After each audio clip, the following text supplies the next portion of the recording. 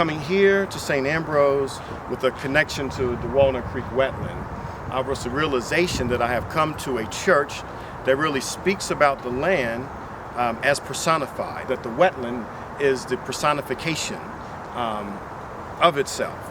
And when we talk about the closest neighbor to St. Ambrose, they're not the people who live in the homes across the street. The closest neighbor is actually the Walnut Creek Wetland. And so coming to St. Ambrose was really the amplification of my personal history as being a person of the land, coming to a church that has been a church of the land, and that has helped fuel the ministry that has already happened in the past before I came, but I've helped to bring it forward in a new way. We're in Walnut Creek, in the Walnut Creek Wetland, and this is the area that the city of Raleigh zoned in 1956 for black people to live. The neighborhood is called Rochester Heights. The problem is, this is where the city of Raleigh dumped raw sewage from 1887 to 1956, 70 years.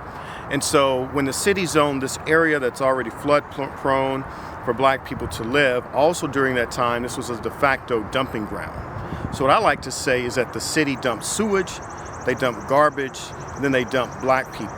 And so by zoning this as a place for black people to live, not only was an example of environmental racism because of environmental degradation, but also because of its proximity to the Walnut Creek wetlands, it is flood prone. And so there are housing lots all down Bailey Drive that the houses were washed off the foundation because of the flooding.